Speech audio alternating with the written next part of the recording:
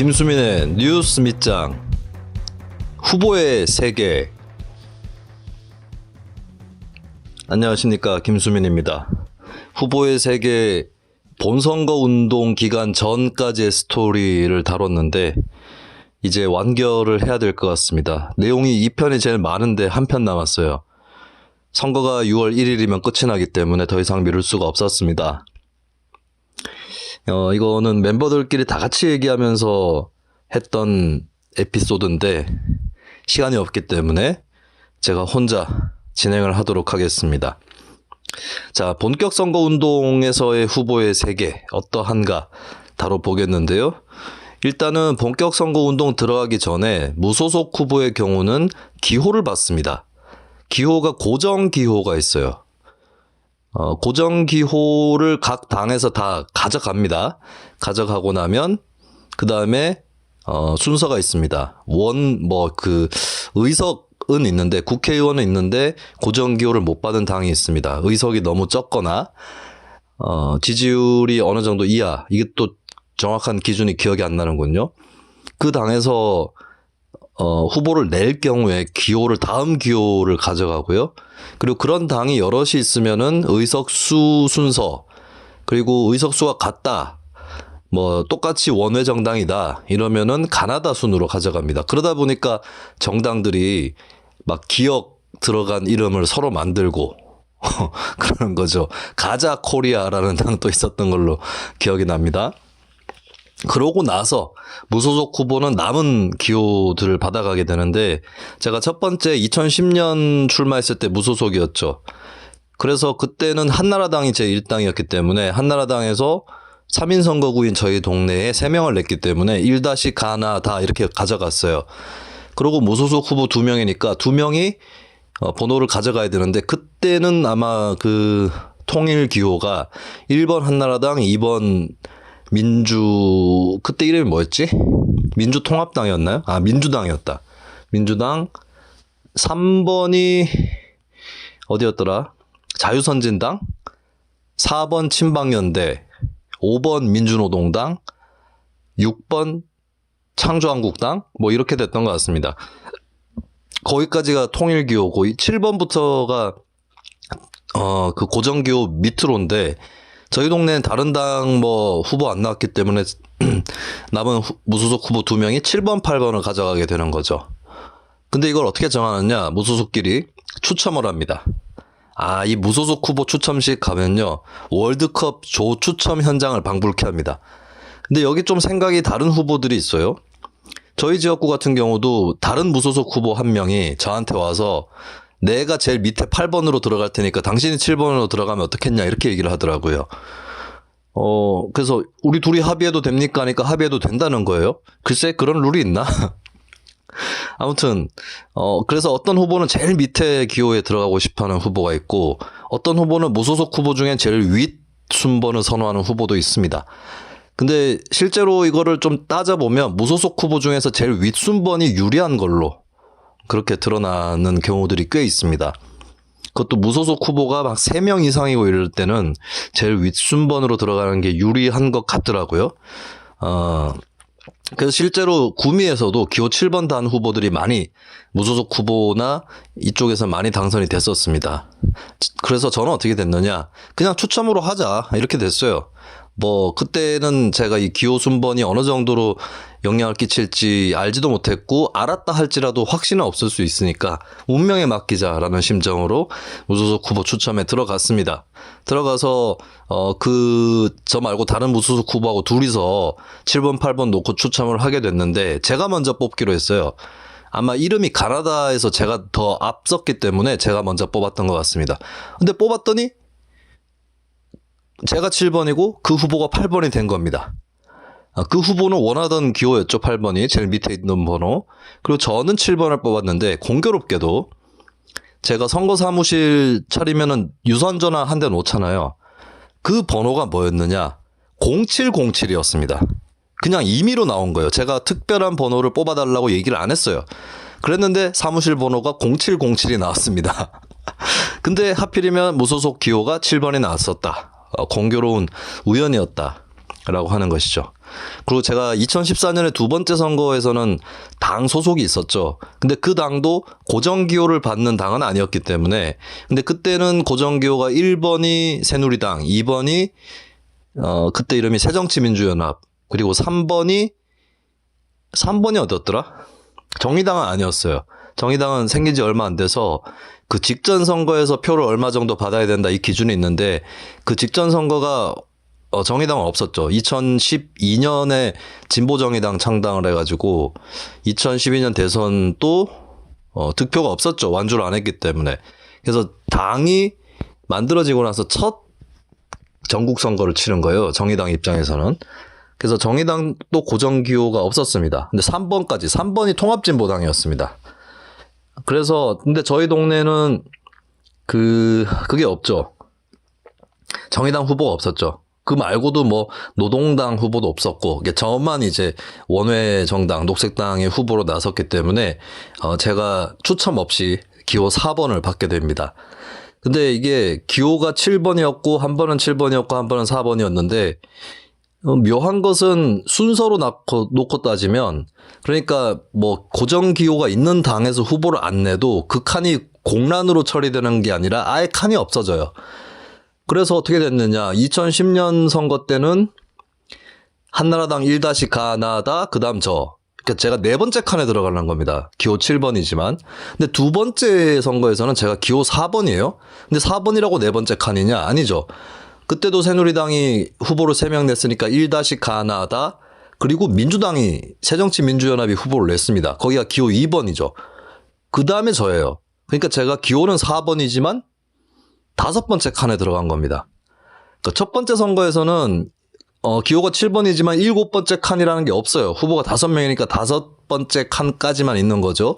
그러니까 기호하고 칸한 순서하고 헷갈릴 게 없었어요. 근데 두 번째 선거에서는 그런 조짐이 나타나는 겁니다. 그래서 2014년 6.4 지방선거 당일에 그 구미 시장 선거에서 기호 4번을 받은 후보가 있는데, 그 후보가 막 긴급 성명을 냈어요. 왜냐하면 자기가 기호 4번이긴 하지만 세 번째 칸에 들어갔다. 그래서 실수로 네 번째 칸에 찍는 사람들이 있다라고 하면서 긴급 성명을 냈습니다. 그래서 제가 비웃었어요, 사실. 아니, 사람들 다 이름 보고 찍는다. 숫자 보고 기호 보고 이름 보고 찍는데 뭐 그렇게 호들갑을 떠냐 했는데, 야, 제가 투표를 하러 들어갔는데 실수로 네 번째 칸에 찍을 뻔한 겁니다. 제가. 와, 내가 후보인데 다른 후보 찍을 뻔했어요. 제가 5번째 칸인데 기호 4번 생각하다 보니까 네 번째 칸에 찍을 뻔한 거예요. 아, 진짜 그렇게 해서 저한테 올려다가 센 표가 있긴 있을 것 같아요. 몇 표인지는 알 수 없지만, 야, 이거 조심해야겠다, 그런 생각이 들었습니다. 그래서 이 고정기호를 주는 게 맞는지도 좀 의문이 되는데, 제가 안도의 한숨을 내쉬면서 5번째 칸에 있는 제 이름에 투표를 했었습니다. 아, 이런 문제점들이 또 있더라고요.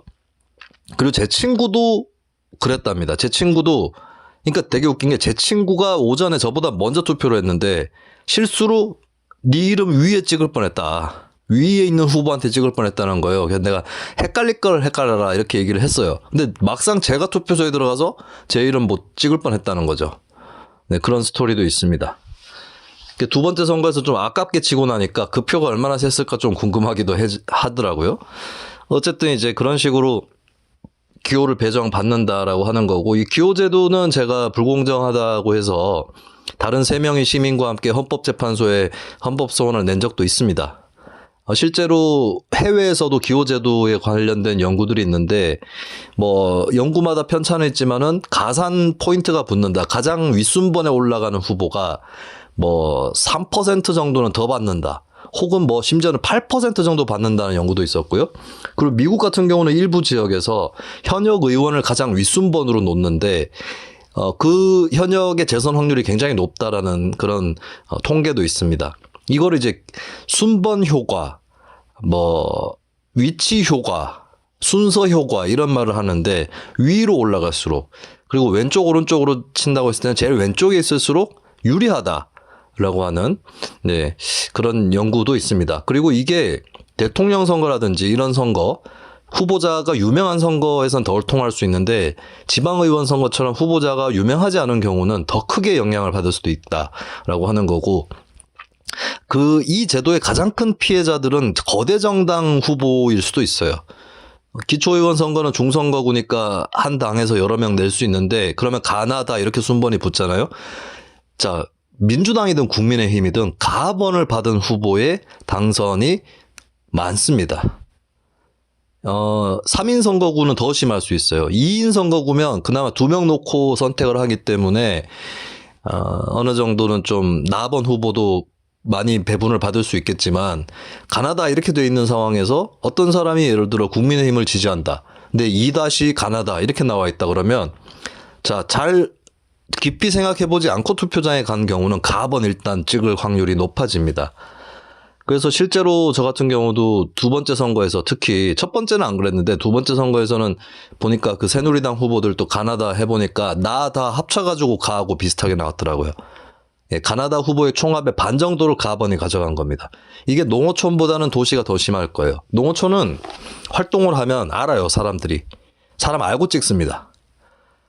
근데 도시는 그게 덜하고, 그리고 이게 노년층보다는 청장년층이 더 강할 수 있습니다. 노년층은, 특히 노년층 중에서 경로당 정도 나가시는 분들이 있죠. 이분들은 굉장히 가난한 분들이 좀 적습니다, 비중이.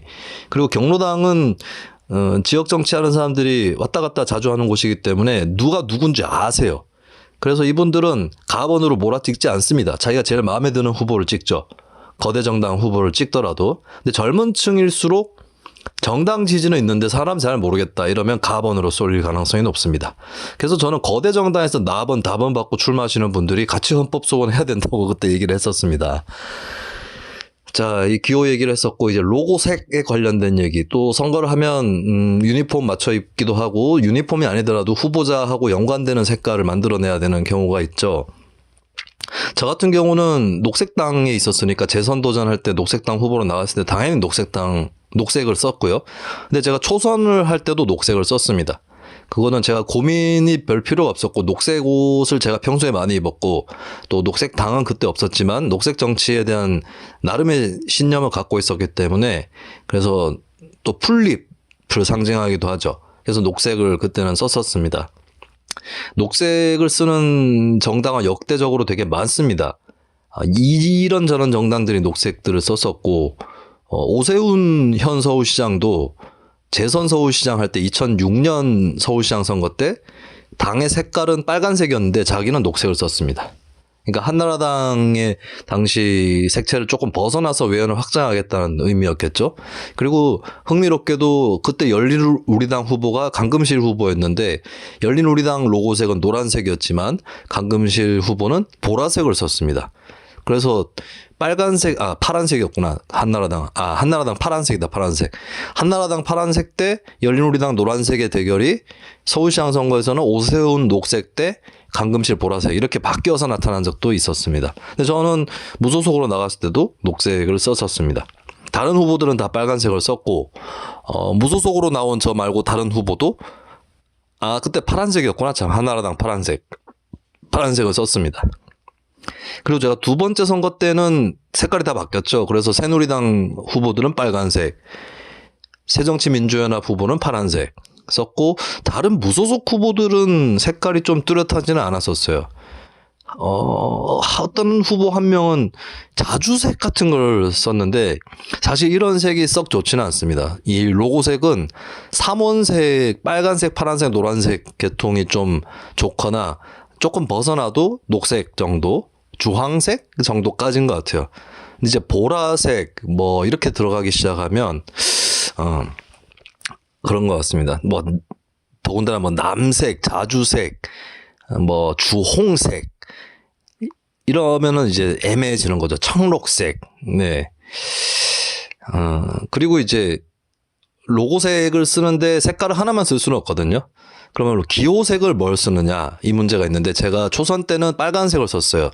그때는 빨간색이 새누리당, 국민의힘 이쪽이 아니라 진보신당 쪽이었었죠. 그리고 녹색하고 빨간색이 그 서로 보완이 되는 색이기 때문에 기호로는 그때 빨간색을 썼습니다. 그리고 제가 재선할 때는 기호색을 노란색으로 바꿨어요. 당시에 세월호가 좀 컸었죠. 예.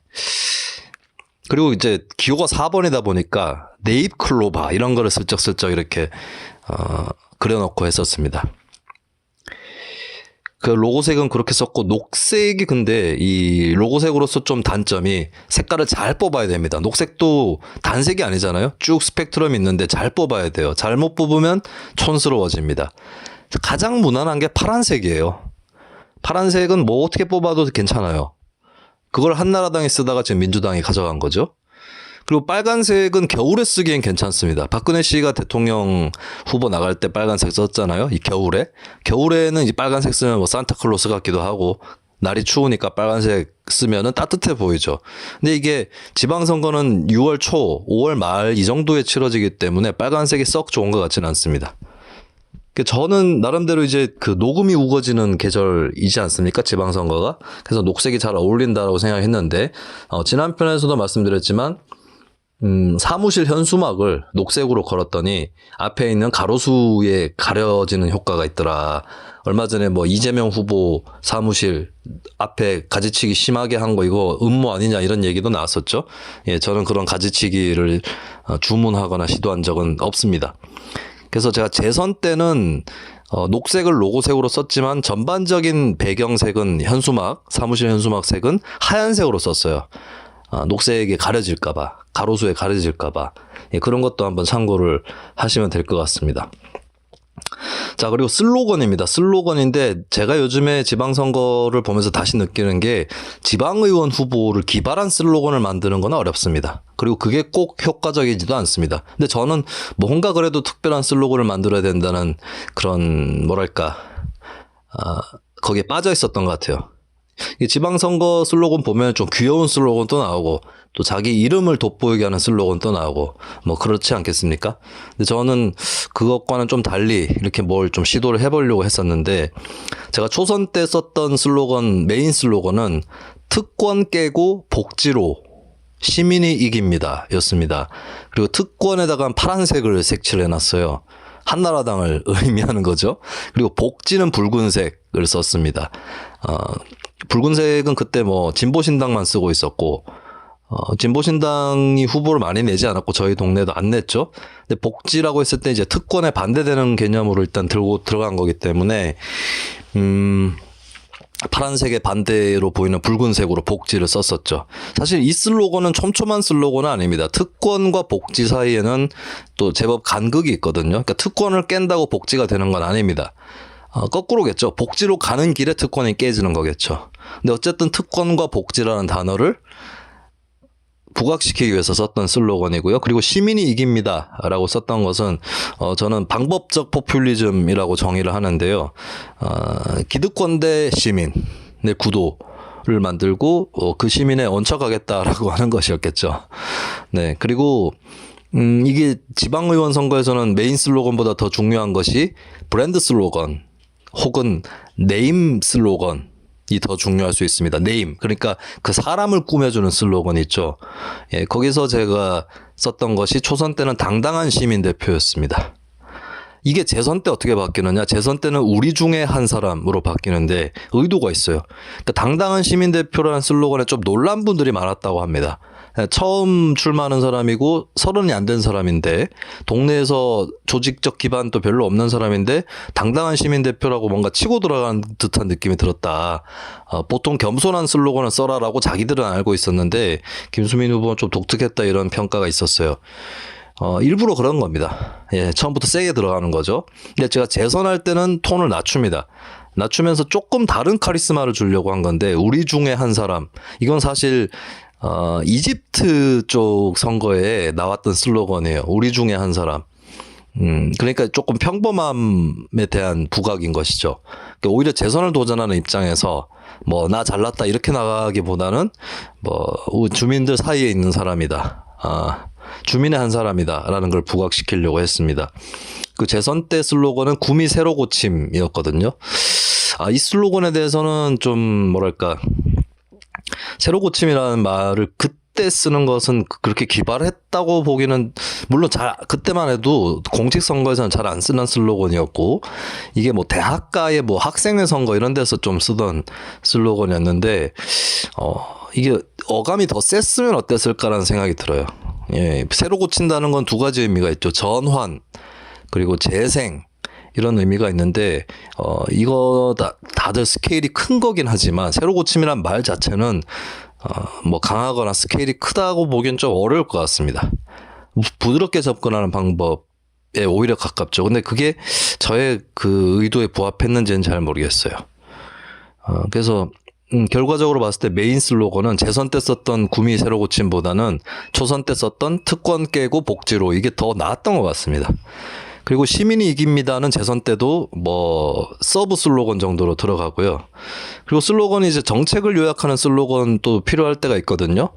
제가 기억에 남는 건 초선 때 우리 동네에 5가지 병폐가 있는데 이것을 고쳐서 어린이와 어르신이 행복한 동네를 만들겠다. 이걸 줄여가지고 오병이어 뭐 이렇게 표현도 했었습니다. 그리고 재선 때는 여러 가지가 있는데 기억나는 게 이제 제가 동물권 공약을 넣었거든요. 초선 때는 없었는데 재선하는 과정에서 의정 활동하면서도 동물권에 대한 개념이라든지 인식 이런 게 생겨났고 또 선거운동을 해보니까 길고양이 TNR 공공급식 소설치 이런 부분들이 주민들에게 좀 많은 환영을 받았었습니다. 관심도 많이 받았고요. 그 공약이 그렇게까지 통용될 줄은 몰랐는데 근데 여하튼 그런 것들을 포함해서 동물 복지, 동물권 공약을 한 3개인가 이렇게 냈었는데 그거를 아우르는 타이틀로 녹색당에서 만들었던 것은 동물도 우리의 이웃입니다인데 이거보다 더 강하게 우리도 동물입니다라는 슬로건을 썼습니다. 네, 이 슬로건을 보고 빵 터지신 분들이 있었습니다. 우리도 동물입니다라고. 예, 굉장히 웃기면서도 급진이라기보다는 이게 레디컬 발본적인 슬로건이죠. 예, 동물도 우리의 이웃입니다를 넘어서는 슬로건이죠. 동물도 우리도 동물입니다. 네. 그렇게 썼었습니다. 그리고 이제 공보물 관련 얘기를 해야 되겠는데요. 공보물에 보면은 쓰는 게 이제 주요 이력 2가지 직업 이렇게 씁니다. 근데 그걸 뭘 쓸 거냐 이것도 굉장히 중요한 전략이거든요.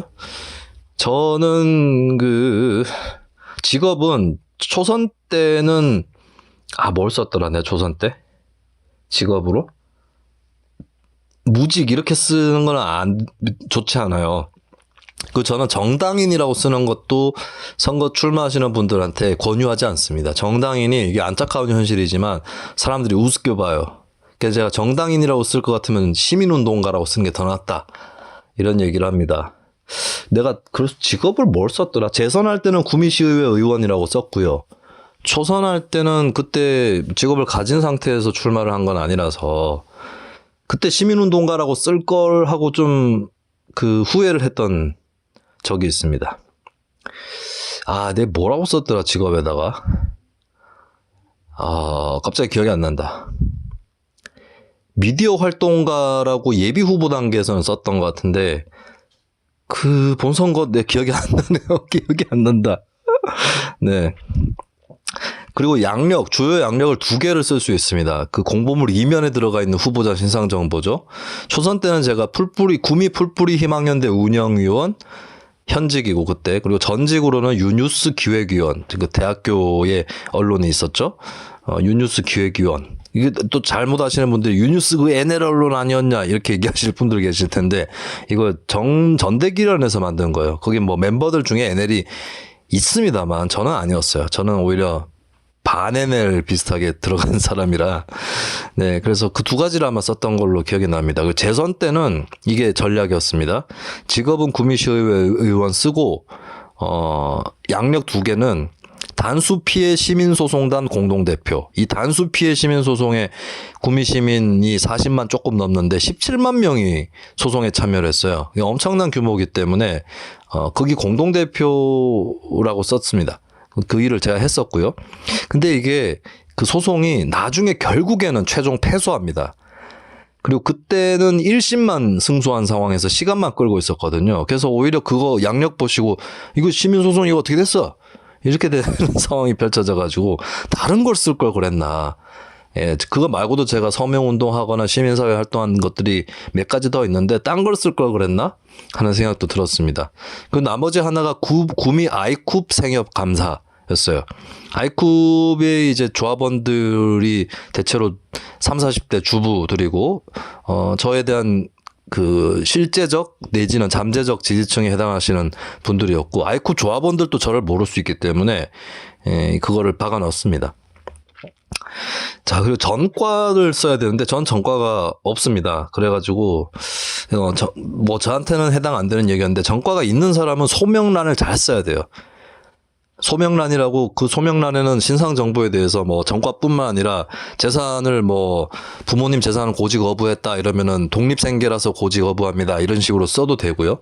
뭐 그렇긴 한데 전과는 반드시 쓰는 게 좋아요. 소명란에다가 뭐 반성의 의미든 그때 이러다가 이렇게 됐다 이런 거든 예를 들어서 노동운동하는 사람들은 그 뭐 예를 들어서 집회시위법 위반이라든지 더 나아가서 국가보안법 위반이라든지 이런 것들은 주민들 일부에서 아 이거 민주화 운동했구나 뭐 사회 운동했구나 이렇게 좀 이해를 하시는 분들이 있습니다.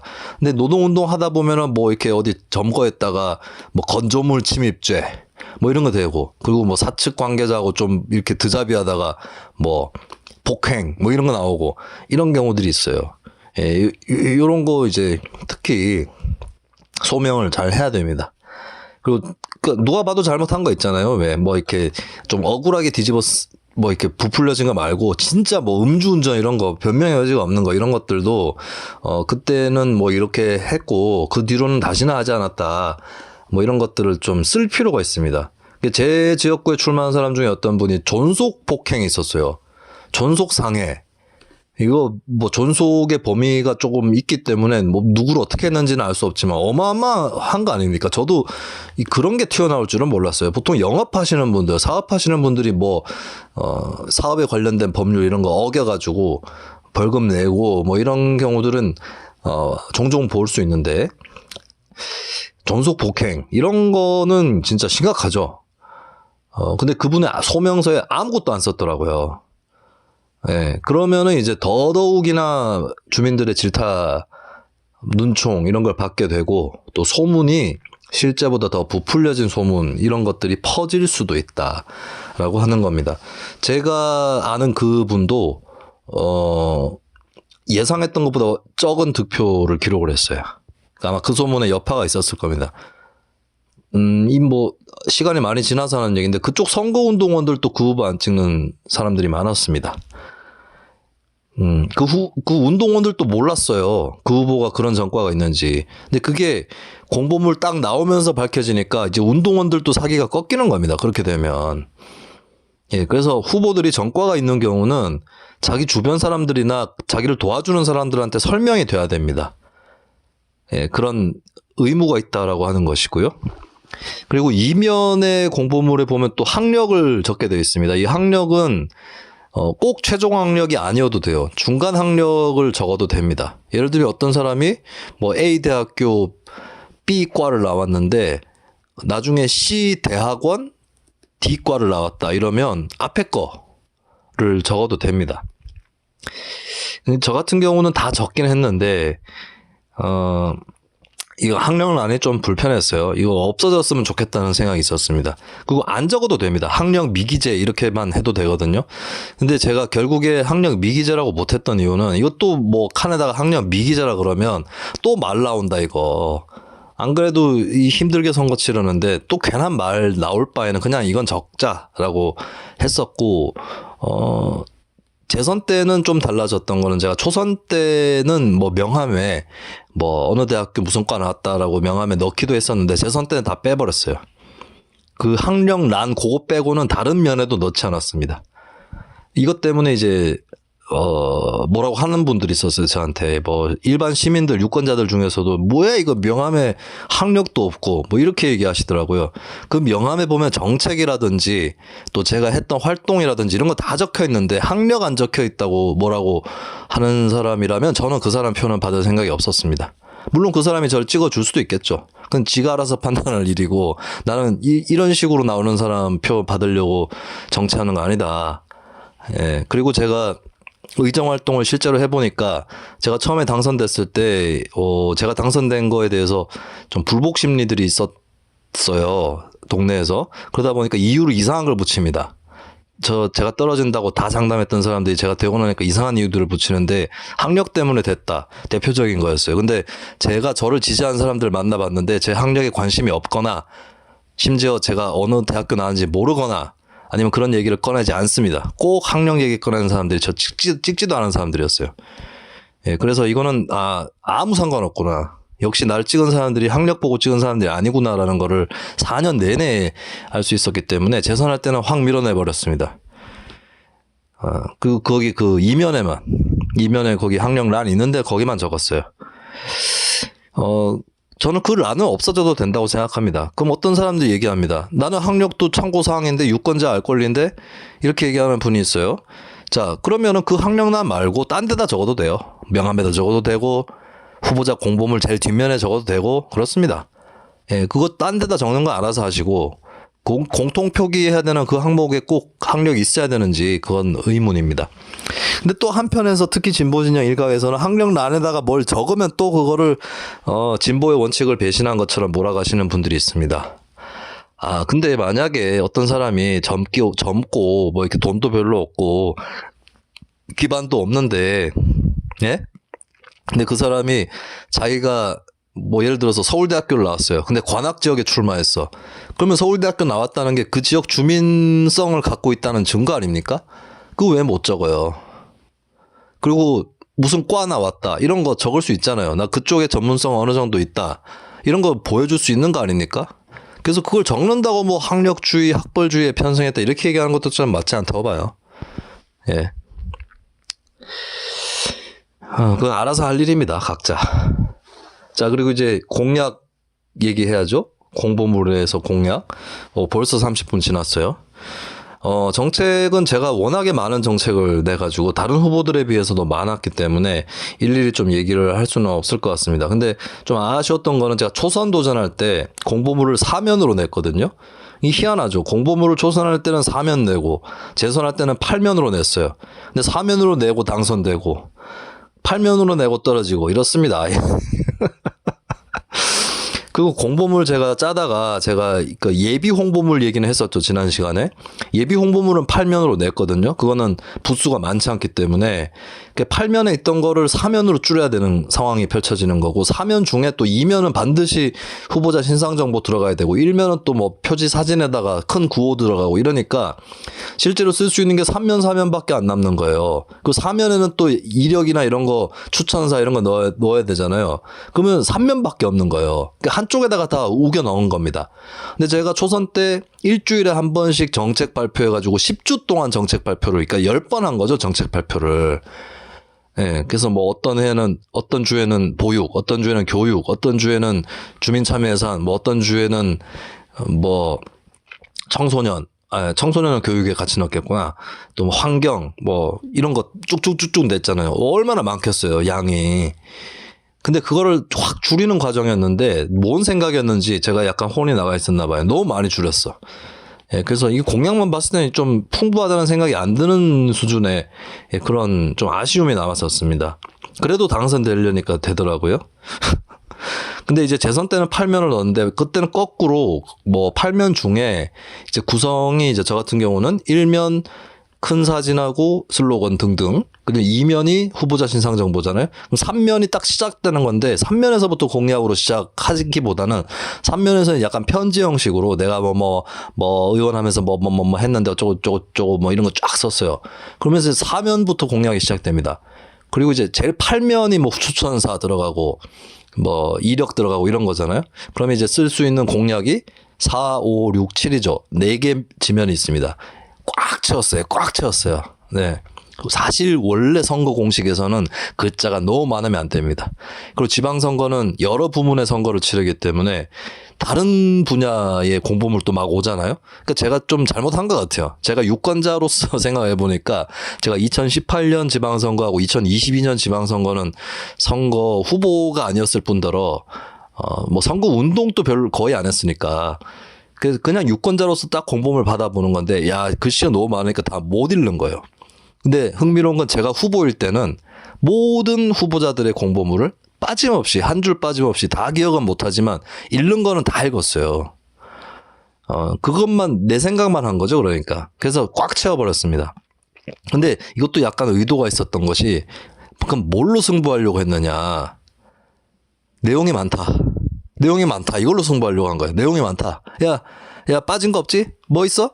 왜 제가 초선 때 공약을 뭘 했는데 그러니까 무시하려는 사람은 이 공약도 없고 저 공약도 없고 이런 식으로 무시하는 거예요. 그러니까 어떤 유권자는 공약이 풍부하다라고 평가를 하는데 어떤 유권자는 이것도 없고 저것도 없고 막 시비를 거는 거예요.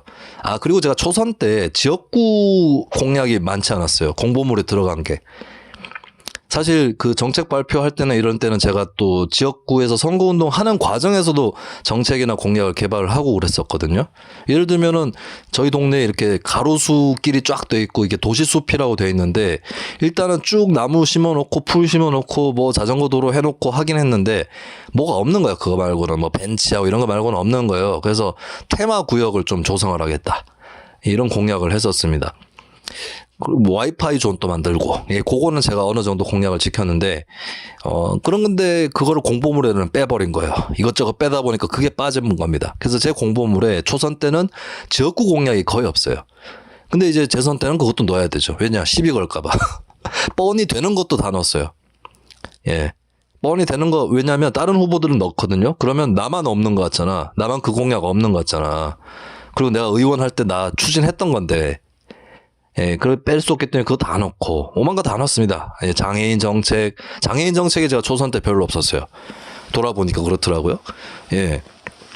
제가 초선 때는 주로 보육, 교육, 문화 이쪽이 좀 강했는데 공약들이. 근데 이제 재선하면서 장애인도 더 늘어나고 또 사회적 경제 또 원래 갖고 있었던 복지 공약도 더 늘어나고 그다음에 하드웨어적인 것도 늘어났어요. 뭐 차선을 고휘도 차선에서 밤길 안전을 만들겠다 이런 것들 워낙 많아가지고 뭐 이렇게 쳐내기가 어렵더라고요. 근데 주민들이 근데 신기한 거는 보신 분들이 알아서 눈에 띄는 게 있었나 봅니다. 그래서 주민에 따라서 어떤 분은 이제 길고양이 TNR 이거 굉장히 인기 좋은 공약이었고요. 제가 겪은 건 이제 제 공약 중에 화제가 됐던 게 재선 도전 때 길고양이 TNR 공약하고 그다음에 버스 노선 전면 개편인데 제가 혁명이라고 표현했어요. 버스 노선 혁명.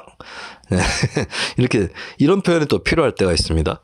그리고 또 제가 박정희 체육관을 구미 시민체육관으로 이름을 바꾸겠다. 이것도 좀 많이 알려졌었습니다. 하여튼 그런 공약들이 좀 크게 알려졌었고 초선 때는 아무래도 학교 무상급식 알려졌습니다. 그리고 초선 때 제가 특별한 전략을 펴는데 공보물 마지막 면에 4대강 공사 세종시 수정안 수도권 규제 완화를 반대한다는 메시지를 씁니다.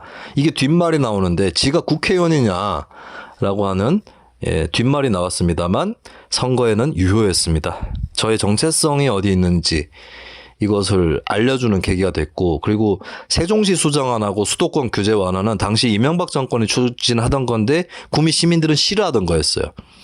그래서 한나라당을 압박하는 효과가 있었죠. 그러니까 한나라당 후보들한테도 이거 어떻게 할래? 물어보면은 뭐 제대로 말을 못하거나 뭐 알아서 그냥 기다려보면 된다 이런 식으로 삐질삐질 빠져나가요. 그래서 이거 저 말고도 구미시의 무소속 후보라든지 친박연합 이쪽 후보들이 또 나름대로 때리기도 했습니다. 제가 선거 막판에 세종시 수정안 얘기도 많이 했어요. 연설할 때도. 제 얘기는 뭐였냐면 세종시 수정안 그때 사실 세종시 수정안 때문에 제일 안 좋은 지역이 구미입니다. 오히려 세종시나 충청권은 괜찮을 수도 있어요. 그때 이명박 정권이 기업도시 조성한다고 했으니까 그 행정도시를 취소하는 대신에 기업도시를 조성한다. 그러니까 아예 아무것도 안 주겠다는 건 아니었으니까. 근데 세종시에 이제 기업도시가 되면 구미공단으로 땡겨갈 수 있는 기업들이 글로 빨려 들어간다. 이것 때문에 뭐 예를 들어서 포항이라든지 울산이라든지 이런 중공업하고 또 구미의 어떤 IT나 전자 뭐 이런 쪽은 다른 거니까요. 뺏길 위험이 컸고 제가 봐도 세종시 수정안 되면 구미가 가장 큰 피해를 보게 돼 있었습니다. 저의 메시지는 뭐냐? 이게 선거에서 한나라당 후보 아닌 딴 후보 찍어야 된다. 이 얘기였어요. 예, 그리고 세종시 수정안이 시의원의 임무가 아닌 건 아닙니다. 예, 시의회에서 세종시 수정안 반대 결의안 이런 거 채택할 수 있는 거고, 데모하러 가더라도 시의원 갈 수 있는 거고 이런 거예요. 예, 그거 뭔 모르는 사람들이 저거들끼리 쑥덕쑥덕 지가 무슨 국회의원이라고 도지사라고 뭐 이런 얘기를 했다길래 굉장히 비웃었습니다. 왜냐? 그건 먹혔으니까요. 예. 내가 그 쑥덕거리는 사람들 무서워서 정치하면서 눈치 보겠어요? 네.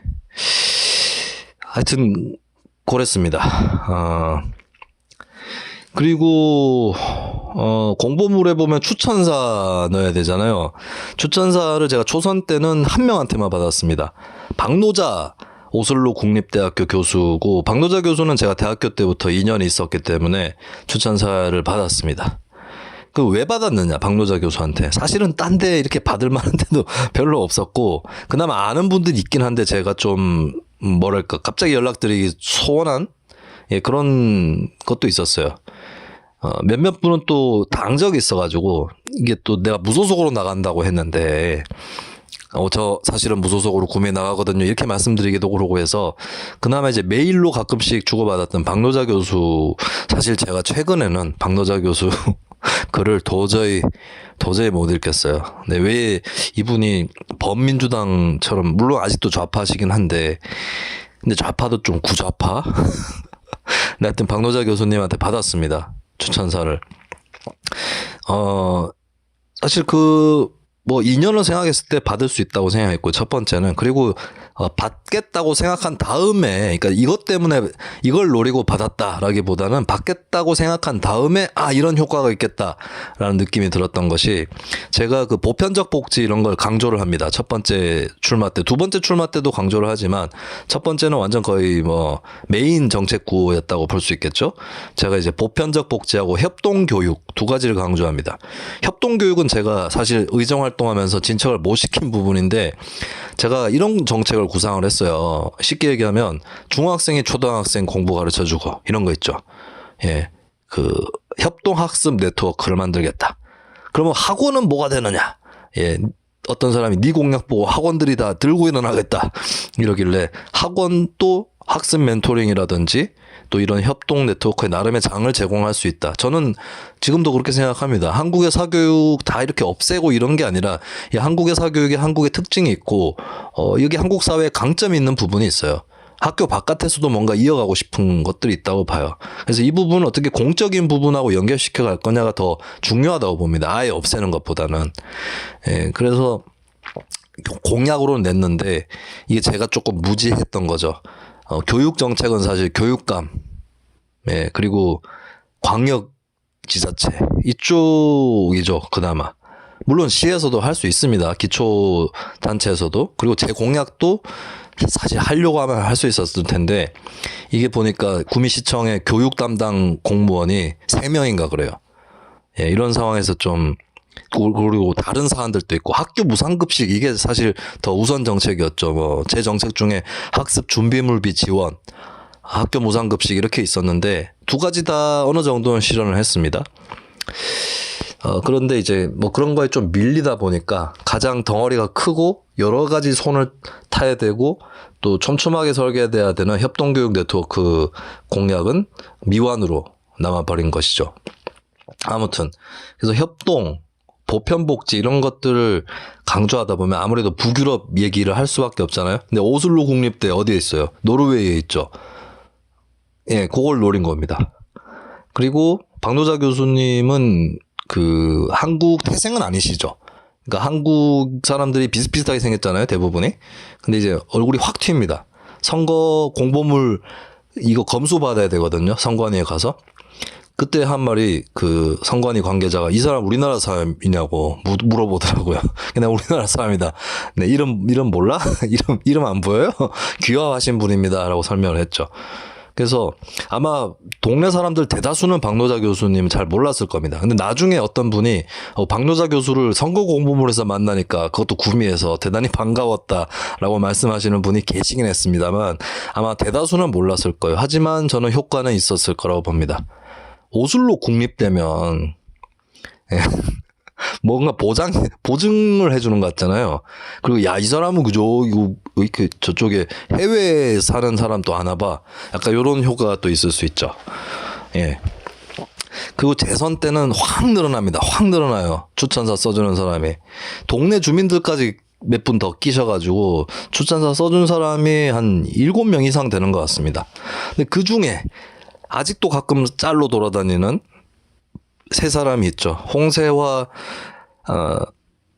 전 한겨레 기획위원. 이분은 제가 20대 초반부터 알고 지냈던 분이고, 그리고 노회찬 의원 있었고요. 노회찬 의원은 제가 재선 도전할 때에 2014년 4월 22일이었던 걸로 기억나는데, 기억하는 이유가 세월호 참사 있고 얼마 안 돼서였었어요. 그때 구미에 강연 때문에 들르셔서 제가 선거운동 어느 정도 마치고 저녁에 강연을 보러 갔고, 뒤풀이 때 옆에 앉아가지고 좀 얘기를 하다가 헤어졌습니다. 그러다 보니까 이제 사실은 제가 수년 동안 못 뵙던 분을 오랜만에 뵀던 거거든요. 그 상태에서 추천사 좀 써주세요라고 얘기하기가 어렵죠. 근데 그때 마침 만나 뵙기 때문에, 그래서 노 의원을 오랫동안 보좌하신 분이 있습니다. 그분한테 말씀을 드렸어요. 그랬더니 이제 당연히 써줘야지 하시더라고요. 근데 보면 홍세화 선생도 제가 써달라고 했을 때 그냥 알아서 쓰라고 그랬어요. 저보고. 보통 그렇습니다. 저보고 누가 저보고 이번 선거에는 한 명도 그런 사람 없었습니다. 근데 만약에 누가 저보고 추천사 써달라고 하면 제가 뭐 어떻게 써드릴까요? 최소한 이렇게 묻습니다. 아니면 그쪽에서 먼저 쓰셔가지고 저한테 보여주세요. 이렇게 갑니다. 근데 홍세화 선생은 한 발 더 나아가서, 홍세화 선생 일단 물어보세요. 그 지역구에 당시 홍세화 선생이 노동당에 계셨으니까 그 지역구에 노동당 후보 없죠? 라고 물어보시길래 제가 단일 후보입니다. 녹색당, 정의당, 노동당 제가 단일 후보입니다. 얘기를 했더니 홍세화 선생이 그러면 그냥 마음대로 쓰라고 그냥 알아서 쓰라고 했는데, 그래도 제가 일단은 아는 제가 잡았어요. 아는 제가 잡아서 홍세화 선생한테 드리고 승인을 받고 올렸습니다. 노회찬 의원 같은 경우는 더더욱이나 정치와 선거를 많이 하셨으니까 일단은 보내라고 하시더라고요. 안을. 그래서 제가 안을 써서 노회찬 의원 쪽에 보내드렸고 승인을 받았습니다. 근데 사람들이 노회찬 의원이 쓴 것 줄 알았다고 하시더라고요. 예, 제가 노회찬 의원이 쓴 것처럼 글을 썼기 때문에, 예, 저 같은 사람이 선거 연설문 비서관 이런 거 하면 되게 잘합니다. 그 사람이 맞게 써주니까. 근데 흥미로운 것은 딱 한 분은 자기가 먼저 써서 보내주셨습니다. 이분은 제가 어떻게 추천사를 받게 되었느냐, 참 공교로운 인연의 출발이죠. 지금은 악연이 되었지만 정의당 경북도지사 후보로 나갔던 분이 이분하고 오랫동안 알던 사이예요. 그래서 근데 그분이 일단 이분이 바로 누구냐? 조국 교수죠. 조국 교수하고 대담을 잠깐 갖고 사진 같이 찍고 추천사를 받은 거예요. 근데 그분이 구미 지역에 들러서 저를 만났을 때에 조국 교수가 김수민 의원 얘기를 하더라. 김수민 의원 같은 사람은 반드시 당선돼야 된다, 재선돼야 된다는 얘기를 했다는 거예요. 지금 생각하면 조금 기분 나빠. 왜? 나를 왜? 그래서 주변에 그 얘기를 했더니 다 추천사 받으라는 거예요. 다. 뭐 정치 성향의 다소간의 차이를 뛰어넘어서 전부 저에게 추천사를 받으라고. 예, 안 받으면 너는 진짜 한심한 놈이다. 좀 선거가 한가하냐. 이런 얘기까지 들어가면서, 그래서 결국에 받았습니다. 받았는데 이제 조국 교수만 유달리 먼저 썼어요, 자기가. 그러니까 제가 부탁하자마자 본인이 먼저 써서 주더라고요. 예, 그래서 뭐 하여튼 본인이 써서 줬기 때문에 그 틀을 살려야겠다고 생각을 하고, 근데 다 받아서 쓸 수는 없었어요. 그래서 조금 고쳤습니다. 그래서 다시 보냈죠, 그쪽으로. 이렇게 좀 고쳐 될까요? 이렇게 했더니 또 본인이 그냥 고쳐 달라는 그대로가 아니라 또 조금 더 가다듬어 가지고 주시더라고요. 그게 좀 인상적이었습니다. 그랬었습니다. 그래서 참 공교로운 관계가 됐어요. 이 세 분 중에, 이 세 분 말고도 다른 분들도 추천사를 주셨는데, 제가 공보물 마지막 면에 큼지막하게 들어간 건 이 세 분이죠. 이 세 분은 참 홍세화 선생은 때때로 연락을 합니다. 그리고 홍세화 선생이 조국 사태 때도 조국 사태 때 진짜 이 세 사람의 길이 노회찬 의원은 고인이 되셔가지고 조국 사태는 못 보셨고 홍세화 선생은 뭐 일찌감치 조국 교수와 그 팬덤에 대한 비판으로 들어갔고 뭐 조국 교수야 그 당사자고 뭐 그렇게 됐었죠. 참 네. 그 공교로운 참 상황이었습니다. 네네. 그 결국에 참 희한한 게 박노자 교수 한 명한테 추천사 받았을 때는 떨어졌고, 됐고, 이 세 사람한테 조국, 홍세화, 노회찬 이 세 사람한테 받았을 때는 떨어졌고, 뭐 그렇게 됐네요. 야, 지금 하다 보니까 벌써 50분이 지났거든요. 그러면 제가 선거 운동 부분이 아직 남아 있습니다. 이거를 다음 편에 올리겠습니다.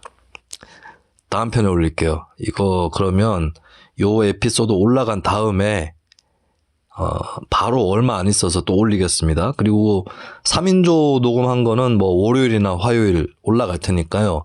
그러면 요 에피소드 올라가고 그 다음에 선거운동 편 올라가면 되겠네요. 자.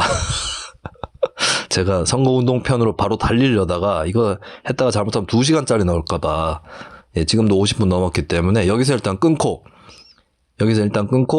후보의 세계 한 편 더 남았습니다. 네, 카페벤의 광고 나와야 될 것 같아. 자, 여기서 일단 마무리하겠습니다.